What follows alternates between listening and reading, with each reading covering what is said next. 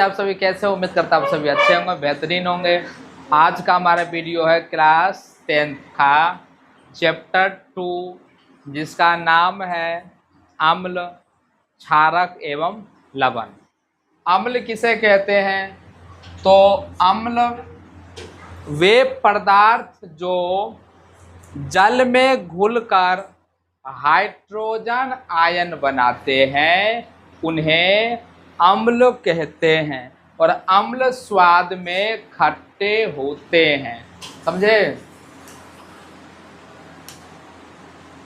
अम्ल के गुण बात करें तो पहला, अम्ल स्वाद में खट्टे होते हैं। दूसरा, अम्ल नीले लिटमस पत्र को लाल लिटमस पत्र में परिवर्तन कर देता है।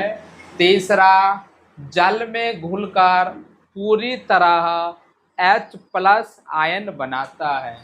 चौथा, अम्ल क्षारक के साथ अभिक्रिया करके लवण और जल का निर्माण करते हैं।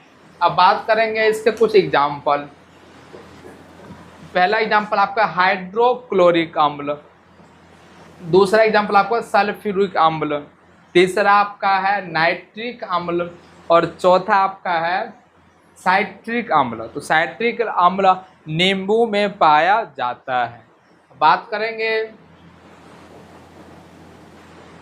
अम्ल कितने प्रकार के होते हैं। तो अम्ल मुख्य रूप से 2 प्रकार के होते हैं। पहला आपका होता है प्रबल अम्ल, दूसरा होता है दुर्बल अम्ल।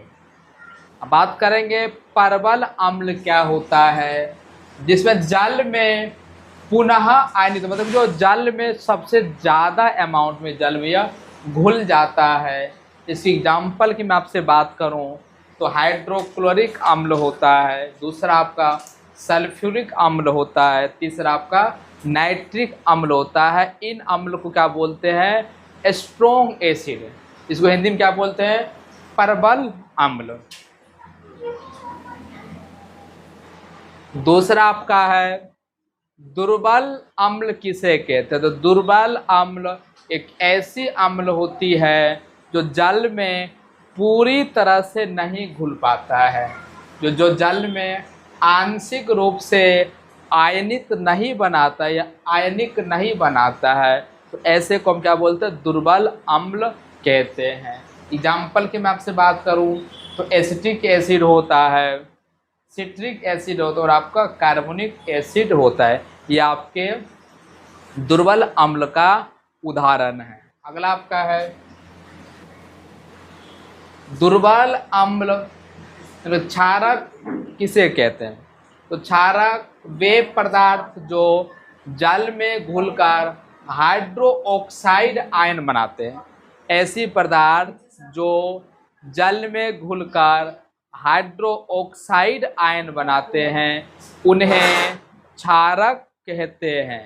क्षारक की एग्जाम्पल की मैं आपसे बात करूं तो आपका होता है सोडियम हाइड्रोक्साइड, दूसरा पोटेशियम हाइड्रोक्साइड, तीसरा कैल्शियम हाइड्रोक्साइड। ये आपके क्षारक के एग्जाम्पल होते हैं। तीसरा आपका है,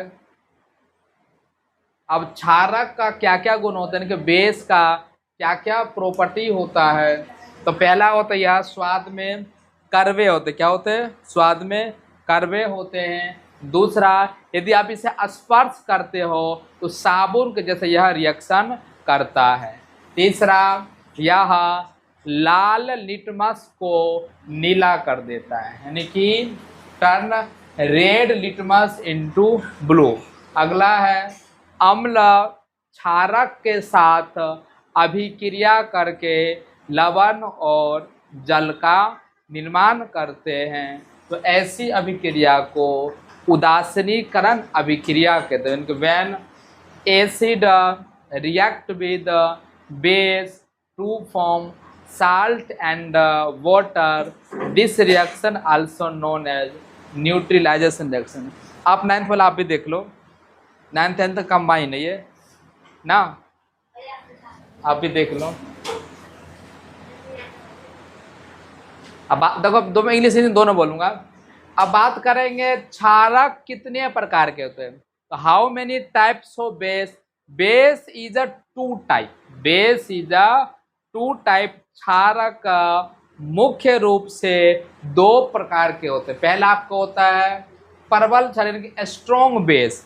तो जल में पूर्ण रूप से आयनिक होते हैं और इसमें OH आयन उत्पन्न करते हैं। इसको इंग्लिश में बोलते हैं, इसे इंग्लिश में आपका होता है विच हैव। इसके एग्जांपल कौन सा आपका सोडियम हाइड्रोक्साइड, पोटेशियम हाइड्रोक्साइड। दूसरा आपको क्या है वीक एसिड। जल में आंशिक रूप से आयनित होते हैं लेकिन बहुत ही कम मात्रा में यह जल में वाटर में आयन को बनाते हैं, जिन्हें वीक बेस यानी कि दुर्बल क्षारक कहते हैं। अगला आपका है ये सेम आपको वही है। देखो लवण किसे कहते हैं, व्हाट इज द साल्ट। तो जब किसी अम्ल के साथ, तो कोई अम्ल के साथ क्षारक अभिक्रिया करता है तब लवण और जल का निर्माण होता है। यानी कि a salt is a substance formed when acid react with base. जब साल्ट का जो फॉर्मेशन होता है, जो साल्ट जो बनता है, नमक जो बनता है, किसी एसिड को रिएक्ट करते हैं बेस के साथ, के साथ एसिड को रिएक्ट करते हैं बेस के साथ, तब आपको क्या बनाता है साल्ट बनाता है। इसका एग्जाम्पल क्या है तो सोडियम क्लोराइड। दूसरा आपका है पोटेशियम नाइट्रेट। तीसरा आपका है ये आपका कॉपर सल्फेट। ये सारे आपके साल्ट के यानी कि ना लवण के उदाहरण है। अब बात करेंगे जो साल्ट का क्या प्रॉपर्टी है, लवण का क्या गुण पाए जाते। पहला आपका देखिए लवण अम्ल और क्षार की अभिक्रिया से बनता। कभी आप याद रखना, कभी भी आपका जो लवण बनेगा ना यानी कि जो साल्ट बनेगा वो अम्ल और क्षारक दोनों का अभिक्रिया करने के बाद आपका लवण बनेगा। यानी कि when acid react with base to form salt and water, this reaction also known as salt formation, है ना। और इसका अधिकांश लवण ठोस एवं क्रिस्टलीय होता है, बहुत ही हार्ड होता है, क्रिस्टल होता है। कई लवण जल में घुलनशील होते हैं। आपने देखा हमारे घरों में जो खाना खाते हैं नमक, ये जल में घुलनशील है। इसका क्या नाम है, हमारे घरों में जो हम खाना खाते, खाना में जो नमक डालते, इसका नाम है साधारण नमक, एक कॉमन साल्ट। चाहे आपका हो गया टाटा का नमक हो गया, चाहे किसी अन्य प्रोडक्ट का नमक हो गया।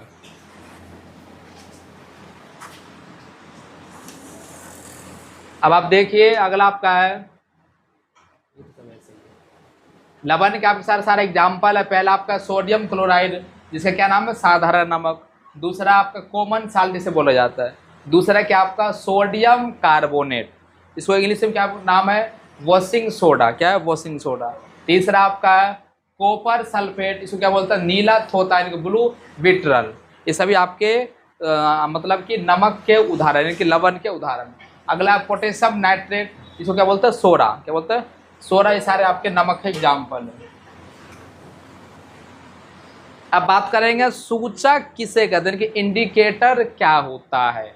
तो सूचक एक ऐसी पदार्थ होता है जो किसी विलयन में अम्ल क्षारीय प्राकृतिक का पता लगाता है। मतलब कि कोई भी सबस्टांस होता है, चाहे एसिड है चाहे बेस है, एसिड या बेस को कंफर्म करने के लिए हम इंडिकेटर का उपयोग करते हैं। नहीं समझे। मान लीजिए मेरे पास सूचक क्या होता है, किसी भी अम्ल कोई क्षारीय माध्यम बताता है यह अम्ल है या क्षारीय है, इसको बताने के लिए हम सूचक का उपयोग करते हैं यानी कि इंडिकेटर का उपयोग करते हैं। तो सूचक ऐसे पदार्थ होते हैं जो अम्ल और क्षारक की पहचान करने के लिए रंग या गंध में परिवर्तन कर। जैसे ही आप मेरे पास मान लीजिए एग्जाम्पल देखो, जैसे कि अब ये सूचक कितने प्रकार के होते हैं, इंडिकेटर 3 प्रकार के होते हैं।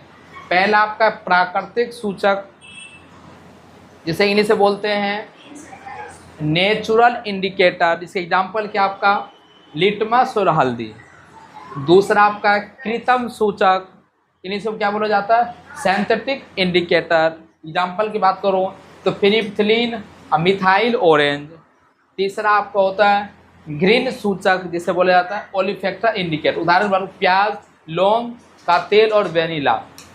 बात करेंगे पहला आपका है नेचुरल, प्राकृतिक सूचक किसे कहते हैं। तो आपका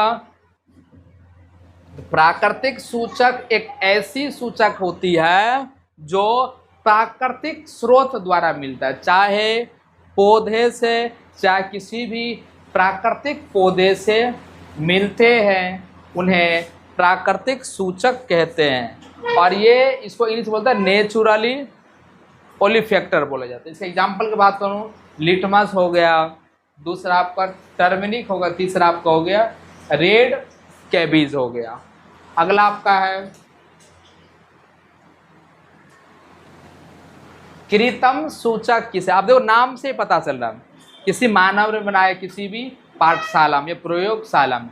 तो कृत्रिम सूचक एक ऐसी सूचक होती है जो प्रयोगशाला में रासायनिक पदार्थ से बनाए जाते हैं और अम्ल तथा क्षारक की पहचान करने का रंग बदलता है। मतलब कि रासायनिक पाठशाला में बनाया जाता है, चाहे अम्ल चाहे क्षारक का रंग बताता है या गंध बताता है, उसको क्या बोलते हैं, कृत्रिम सूचक बोलते हैं।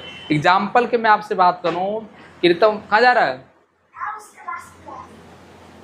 मैं कृत्रिम सूचक के एग्जाम्पल की बात करूं, आपका फिनोप्थिलीन, दूसरा मिथाइल ऑरेंज, ये आपके कृत्रिम सूचक का उदाहरण है। तीसरा आपका है ग्रीन सूचक किसे कहते हैं, कि आपका है ओलिफैक्टर इंडिकेटर क्या होता है। तो ऐसी सूचक जिसकी गंध अम्ल या क्षारीय माध्यम बदलती, मतलब एक ऐसी सूचक होती है जिसकी गंध, जिसकी स्मेल चाहे एसिड में बता दे चाहे बेस में बता दे, तो ऐसी सूचक हम क्या बोलते हैं, ग्रीन सूचक कहते। जैसे कि ऑनियन हो गया, प्याज हो गया, दूसरा लौंग का तेल, तीसरा आपको वेनिला, ये आपको गंध बता देता है ये अम्लीय या क्षारीय। तो ऐसे सूचक हम, कोई अम्ल है उसको किस प्रकार से किसी धातु के साथ आप अभिक्रिया करते हो। जब आप अम्ल के साथ किसी भी धातु का आप अभिक्रिया करते हैं तब आपका लवण और हाइड्रोजन गैस बनता है। एग्जाम्पल के बाद जैसे जिंक कोई धातु है और HCl क्या आपका लवण है, HCl आपका क्या है, HCl आपका है अम्ल, क्या है अम्ल। जिंक क्या कोई धातु, HCl क्या है अम्ल। जब इन्होंने रिएक्शन किया तो ZnCl2 क्या बन गया आपका, यह लवण बन गया जिंक क्लोराइड, या आपका H2 क्या बन गया, गैस बन गया, हाइड्रोजन गैस बन गया। अगला आपका है जब कोई भी क्षार की धातु के साथ अभिक्रिया करें, reaction of base with metal, तो आपका मान लेते हैं कुछ धातु जैसे जिंक, क्या आपका जैसे जिंक और एल्युमिनियम, जिंक और एल्युमिनियम प्रबल क्षार हो, यानी कि स्ट्रॉन्ग बेस जैसे सोडियम हाइड्रोक्साइड के साथ अभिक्रिया करता है, तब आपका लवण और हाइड्रोजन गैस बनाता। मतलब कि कोई भी आपका क्षार हो, जब क्षार को किसी भी धातु के साथ अभिक्रिया किया जाता है तब आपका साल्ट और हाइड्रोजन गैस बनता है। जैसे मैं आपका एग्जांपल की मैं बात करूं, जिंक आपका कोई धातु है और सोडियम हाइड्रोक्साइड क्या आपका क्षार है। जब किसी भी धातु के साथ क्षार का अभिक्रिया करते हैं तब आपका क्या बना दिया, आपका ये बना दिया सोडियम जिंकेट और H2 बना दिया। इसको हम बोलते हैं किसी भी क्षार के साथ धातु की अभिक्रिया करना। ये आपका क्या है, जिंक क्या है, धातु है, और सोडियम हाइड्रोक्साइड क्या है, क्षार है। जब आपने इसको अभिक्रिया करवाए तो आप क्या बना, आपका सोडियम जिंकेट प्लस में H2 बन गया, है ना। दूसरा आपका है अम्ल की धातु कार्बोनेट तथा हाइड्रोजन कार्बोनेट के साथ अभिक्रिया करना। तो आप देखिए जब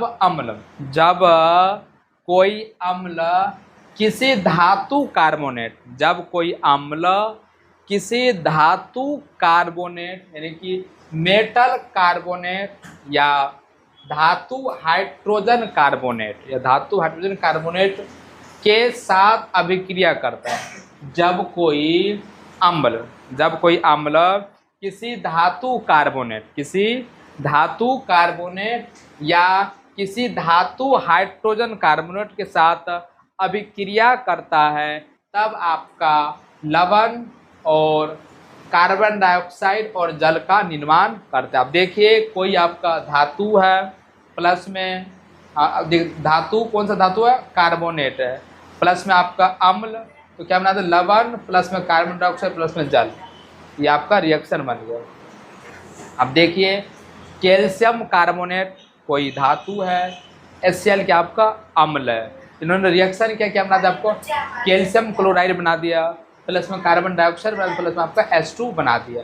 दूसरा आप देखिए सोडियम हाइड्रोकार्बोनेट कोई धातु है, HCl क्या आपका अम्ल है, इन्होंने रिएक्शन किया तब क्या बना दिया NaCl, यानी कि प्लस में CO2 प्लस में H2O, ये आपका हो गया। अब बात करेंगे पीएच स्केल का, जो आपके बोर्ड एग्जाम में हर साल पीएच स्केल पूछा जाता है। तो P मतलब क्या होता है, पुषांश, क्या होता है पुषांश, और H मतलब क्या, हाइड्रोजन। पुषांश एक जर्मन शब्द होता है जिसका मतलब होता है शक्ति, क्या होता है पावर। H मतलब क्या होता है हाइड्रोजन। बात करेंगे पीएच स्केल होता क्या है, तो पीएच स्केल एक ऐसी स्केल होती है जो किसी भी विलयन की अम्ल या क्षारीय माध्यम को बताता हो। किसी भी हाइड्रोजन विलयन में कितना परसेंट अम्ल है, कितना परसेंट क्षारीय है, उनको पीएच स्केल बताता है। तो पीएच स्केल का जो मान होता है तो 0 से 14 तक होता है। 0 से 7 जो होते हैं, 0 से 6.9 वो आपका अम्ल होता है, और 7 क्या होता है उदासीन होता है। फिर 7 से जो आपका 14 होता है आपका क्षारीय होता है। बात करेंगे, अब ये देखिए आपके सामने कुछ इमेज है एसिड, 1 से लेकर के 0 से लेकर 6 तक क्या आपको होता है एसिड, अम्ल बोलते हैं, और ये 8 से लेकर के 14 तक क्या होता है क्षारीय होता है, और 7 क्या होता है उदासीन होता है। अब देखिए बैट्रिक एसिड होता है, स्टोमक में एसिड होता है, लेमन में भी एसिड होता है, सोडा में भी एसिड होता है, टमाटो में भी एसिड होता है, कॉफ़ी में भी एसिड, सारे में क्या होते हैं एसिड होते हैं। ब्लड हो गया इसमें बेस होता है, एग वाइट में भी बेस होता है, ये स्टोमक टेबलेट में भी आपका बेस होता है, अमोनियम सॉल्यूशन में भी आपका बेस होता है, और आपका सोप में भी बेस होता है, ब्लीच में भी बेस होता है, और आपका ड्रेन क्लीनर में भी बेस होता है, इनके क्षारीय होता है। अब बात करेंगे नींबू का रस, इसमें पीएच लगभग 2 कितना होता है 2 होता है।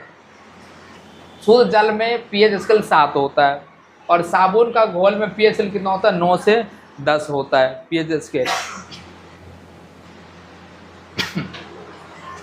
अब हमारे दैनिक जीवन में पीएच का क्या क्या महत्व है। पहला आपका है दांत क्षय, मतलब कि दांत में कितना पीएच स्केल होता है। तो जब मुंह का पीएच 5.5 से कम हो जाता है, जब मुंह का पीएच 5.5 से कम हो जाता है, तब दांतों का एनिमेल नष्ट होने लगता है। इसीलिए क्षारीय टूथपेस्ट का उपयोग करें। आपने देखा होगा किसी व्यक्ति का पीएच स्केल 5.5 से कम हो जाता है, उसके मुंह से दुर्गंध आता है, उसके मुंह से बदबू आता है, तब उसे बोलते हैं पायरिया हो गया। क्या हो गया, पायरिया हो गया। तब उसे अच्छे टूथपेस्ट का उपयोग करना चाहिए। दूसरा पाचन तंत्र, हमारे पाचन तंत्र में जो पीएच होता है वो 7.0 से 7.8 के बीच में पाया जाता है। हमारे पेट में हाइड्रोक्लोरिक अम्ल होता है जो भोजन को पाचन में सहायता करता है। हमारे पेट में यानी कि मनुष्य के पेट में हाइड्रोक्लोरिक अम्ल होता है जो भोजन को पचाने में मदद करता है। अधिक अम्ल होने पर एंटासिड लिया जाता है ना। बात करेंगे मधुमक्खी एवं चींटी के डंक। आपने देखा कि यदि आपको मधुमक्खी काट ले शरीर पे, चींटी काट लेता है, तो आपके जिस पार्ट्स में जहाँ चींटी या मधुमक्खी काटता है वहाँ पे स्वेट फूल जाता है और धीरे धीरे आपको खुजली होने लगता है।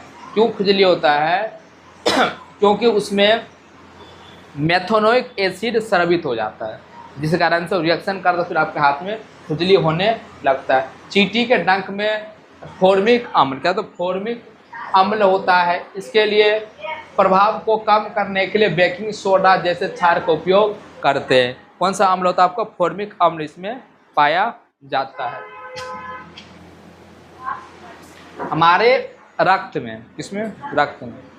रक्त में कितना? हमारे रक्त में आपका पीएच लगभग 7.4 होता है। कितना होता है आपका?